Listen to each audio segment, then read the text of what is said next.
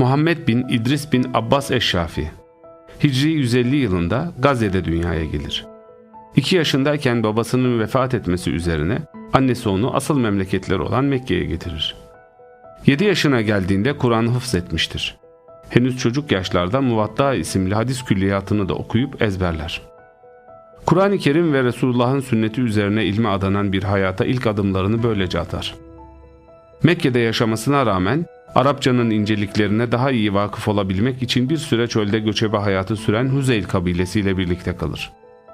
Zira Bedevi Araplar fasih ve belih Arapçaya yerleşik hayata geçmiş Araplardan daha hakimdir.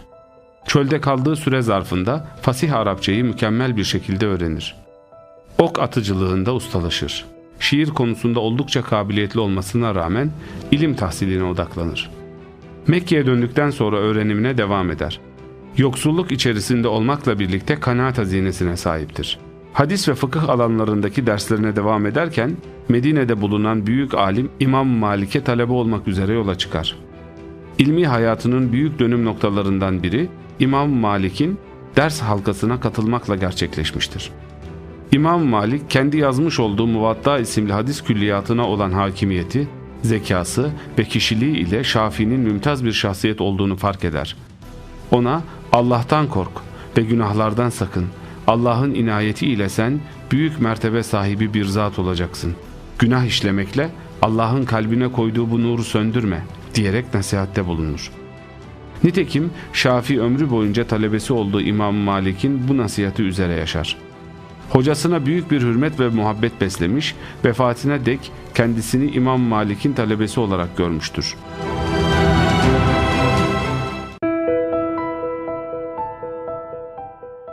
Şafii, İmam Malik'in vefatının ardından Mekke'ye döner.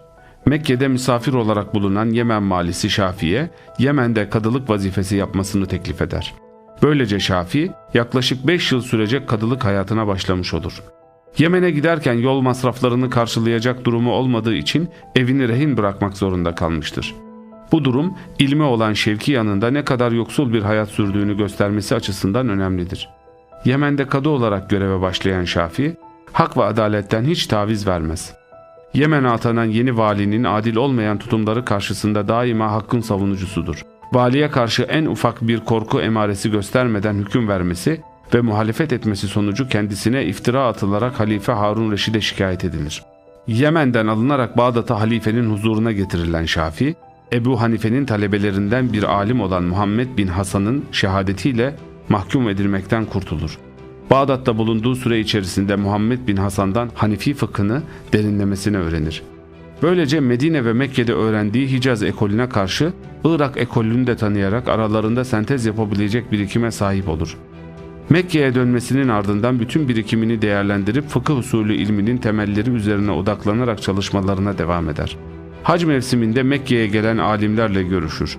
Şafii 9 yıl kadar Mekke'de kaldıktan sonra tekrar ilim merkezi konumundaki Bağdat'a gider. Daha önce Mekke'de tanıştığı Ahmet bin Hanbel, Bağdat'ta Şafii'nin talebesi olur. Kendisinden sonra gelen birçok alim Şafii'nin rahle-i tedrisinde bulunmuştur.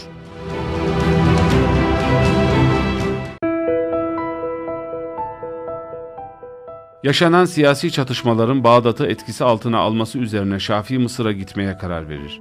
Hicri 199 senesinde Mısır'a gider ve ömrünün sonuna kadar orada kalır.